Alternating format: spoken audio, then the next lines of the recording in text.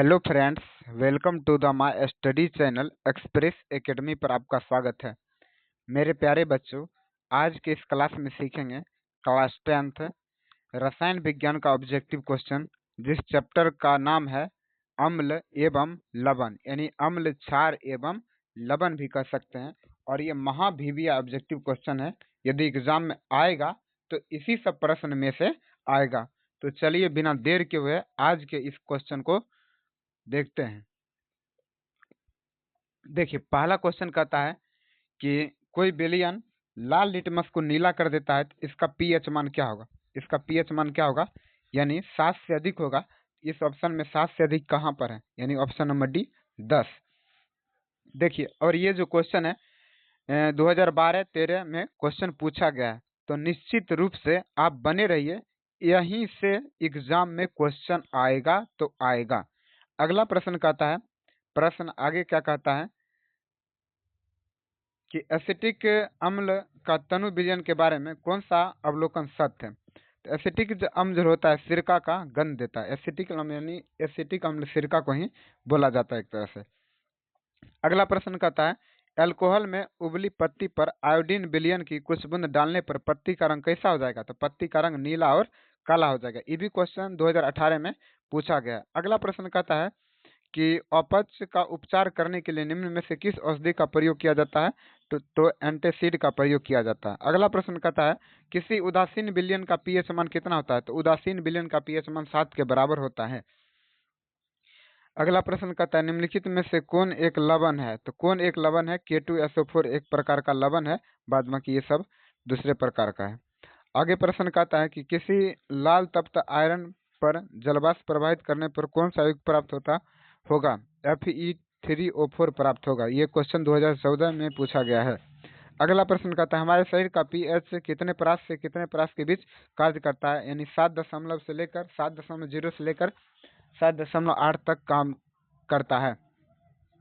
अगला प्रश्न कहता है कि बेकिंग पाउडर का अनुसूत्र क्या होता है। तो NaHCO3 क्या होता है। बेकिंग पाउडर का सूत्र क्या होता है, NaHCO3 होता है। आगे कहता है, निम्नलिखित में से कौन विजातीय यौगिक का उदाहरण है। यानी प्लास्टर ऑफ पेरिस क्या है, यानी इस सब का एक ही नाम है, संगमरमर का या खड़िया का या संगमरमर यानी चूना पत्थर, और प्लास्टर ऑफ पेरिस ये चीज अलग है। यानी इनमें से विजातीय हो गया कौन, प्लास्टर ऑफ पेरिस। आगे कहता है, निम्नलिखित में से पीएच का कौन सा मान क्षारक विलयन देता है। क्षारक विलयन यानी जिसका 7 से अधिक होगा वही क्षारक होगा।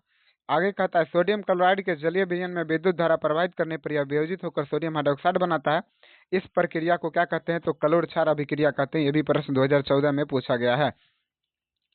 आगे प्रश्न कहता है, निम्नलिखित में से कौन परवल अम्ल है। परवल अम्ल का उदाहरण कौन सा है। सल्फ्यूरिक अम्ल एक परवल अम्ल का उदाहरण है। आगे कहता है कि निम्नलिखित में से कौन क्षारक नहीं है। कौन क्षारक नहीं है।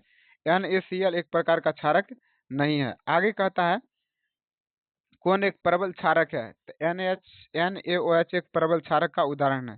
अगला कहता है, लिटमस विलयन जो बैगनी रंग का रंजक होता है यह किस पदार्थ का बना होता है। तो लीचेन का बना होता है, जिसको लाइकेन भी कह सकते हैं। आगे कहता है, निम्नलिखित में से कौन सूचक की तरह इस्तेमाल नहीं किया जाता है। तो मूली को सूचक की तरह इस्तेमाल नहीं किया जाता, बाद में ये सबको सूचक की तरह इस्तेमाल किया जाता है। अगला प्रश्न कहता है कि निम्नलिखित में से कौन एक गंधीय सूचक नहीं है। गंधीय सूचक शकरकंद एक गंधीय सूचक नहीं है। आगे कहता है, निम्नलिखित में से कौन द्विक्षारकीय लवण अम्ल है। द्विक्षारकीय लवण कौन है, H2SO4। ये 2021 में पूछा गया था। अगला प्रश्न कहता है, पोटास एलम होता है। पोटास एलम क्या है, एक द्विक लवण है। पोटास एलम क्या है, एक द्विक लवण है, एक द्विक लवण है। आगे कहता है, एसिटिक अम्ल का दुर्बल अम्ल है कौन, यानी क्योंकि ये कम आयनित होते हैं, ये कम आयनित होते हैं। आगे कहता है, सबसे प्रबल लवण कौन सा है। सबसे प्रबल लवण NaCl है। ये क्वेश्चन 2021 में पूछा गया था। दांत को साफ करने के लिए दंत मंजन पराया होता है। कैसा होता है, दंत मंजन पराया क्षारीय प्रकृति का होता है। शुद्ध जल का पीएच मान 7 के बराबर होता है। आगे कहता है कि जब CO2 गैस को पानी में घोला जाता है तो विलयन का पीएच मान क्या होगा, 7 से कम हो जाएगा, यानी अम्लीय हो जाएगा। आगे कहता है, निम्न में से कौन से धातु ठंडे जल के साथ अभिक्रिया करते हैं और धातु हाइड्रोक्साइड बनाएंगे। तो सोडियम एवं पोटेशियम। अगला प्रश्न 27 नंबर कहता है कि निम्नलिखित में से किस विलयन का उपयोग दीवारों की सफेदी करने के लिए किया जाता है। तो CaOH का होल ट्वाइस का उपयोग किया जाता है। अगला प्रश्न कहता है इनमें से कौन बुझा हुआ चूना है? बुझा हुआ चूना CaOH का होल ट्वाइस यानी बुझा हुआ चूना है। लवण Na2CO3 का जलीय विलयन का पीएच मान क्या होगा? 7 से अधिक होगा। जलीय लवण का यानी इसमें 7 से अधिक होगा। आगे कहता है एसिटिकल अम्ल का IUPAC नाम क्या है? तो एथेनोइक अम्ल है। आगे कहता है निम्नलिखित में से कौन सा आयन लाल लिटमस को नीला कर देगा? तो OH माइनस। अगला प्रश्न कहता है जब कोई विलयन लीलियन लिटमस को लाल कर देता है तो इसका पीएच मान क्या होगा? यानी 5 होगा। अगला प्रश्न कहता है कि ऑक्जेलिक अम्ल का प्राकृतिक स्रोत निम्नलिखित में से कौन है? टमाटर है। टमाटर क्या है? एक ऑक्जेलिक अम्ल है। आगे कहता है कि एक छात्र जांच परख नली में लिए गए सोडियम बाइकार्बोनेट के तनु विलयन में सार्वभौम सूचक की कुछ बूंद मिलाता है। निम्नलिखित में से कौन सा रंग दिखेगा? यह रंग नीला दिखेगा।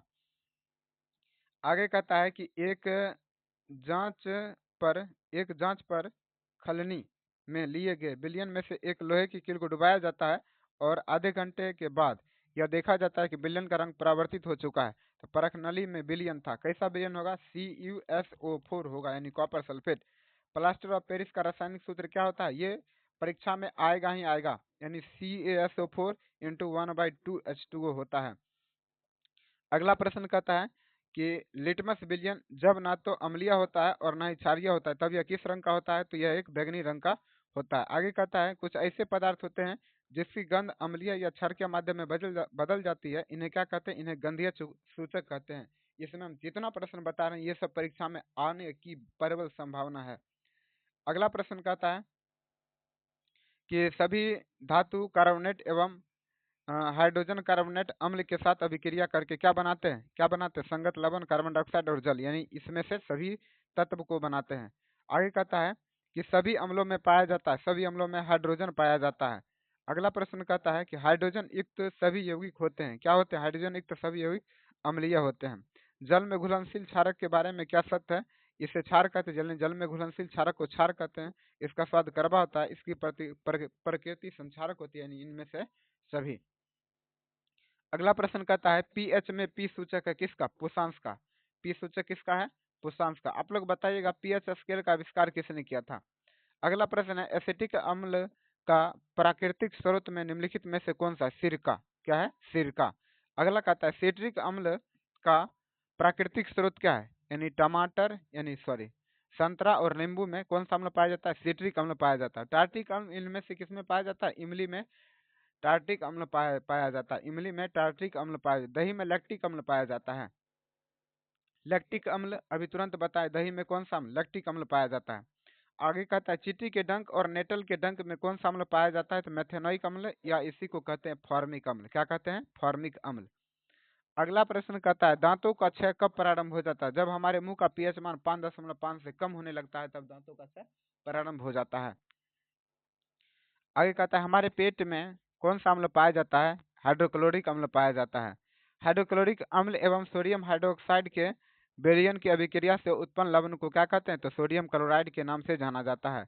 आगे कहता है धोबन सोडा का रासायनिक सूत्र क्या होता है? धोबन सोडा का रासायनिक सूत्र Na2CO3 इंटू 10H2O होता है। अगला प्रश्न कहता है कि बेकिंग सोडा का रासायनिक नाम क्या है? बेकिंग सोडा का रासायनिक नाम सोडियम बाइकार्बोनेट है। आगे कहता है अगला प्रश्न पोटेशियम नाइट्रेट का रासायनिक सूत्र क्या होता है? पोटेशियम नाइट्रेट का तो KNO3 होता है। आगे कहता है जल की अस्थायी कठोरता को दूर करने के लिए किसका प्रयोग किया जाता है? तो धोबन सोडा का प्रयोग किया जाता है। प्रश्न नंबर 56 अग्निशामक में किस सोडा अम्ल का प्रयोग किया जाता है? तो सोडियम हाइड्रोजन कार्बोनेट का प्रयोग किया जाता है। आगे कहता है कि सल्फेट अर्धहाइड्रेट हेमीहाइड्रेट का अन्य नाम क्या है? यानी प्लास्टर ऑफ पेरिस का ही अन्य नाम ये सब है। आगे कहता है जिप्सम का रासायनिक सूत्र क्या होता है? CSO4 इंटू 1 यानी CSO4 इंटू 2H2O। फार्मिक अम्ल का IUPAC नाम क्या है? मेथेनोइक अम्ल फार्मिक अम्ल का है। आगे कहता है अम्ल का पीएच मान 7 से कम होता है और क्षार का पीएच मान 7 से अधिक होता है। अम्ल का पीएच मान क्या होता है? 7 से कम और क्षार का पीएच मान 7 से अधिक होता है। और उदासीन का पीएच मान 7 होगा, लेकिन इसमें कहता है अम्ल का पीएच मान, तो अम्ल का पीएच मान क्या होगा? 7 से कम होगा। अगला प्रश्न कहता है इसमें से कौन चूने के पानी को दूधिया कर देता है? तो CO2 यानी कार्बन डाइऑक्साइड। निम्नलिखित में से कौन भस्म नहीं है? NaCl क्या है? एक भस्म नहीं है। आगे कहता है सिरका में कौन सा अम्ल पाया जाता है? सिरका में एसिटिक अम्ल पाया जाता है। अम्ल और क्षार आपस में अभिक्रिया करके क्या बनाते हैं? लवण और जल बनाते हैं। आगे कहता है अम्लीय वर्षा का पीएच मान क्या होगा? 5.6 से कम होगा तो वह वर्षा अम्लीय होगा। आगे कहता है कि कौन प्राकृतिक सूचक है? हल्दी क्या है? हल्दी एक प्राकृतिक सूचक है। हल्दी क्या है? एक प्राकृतिक सूचक है।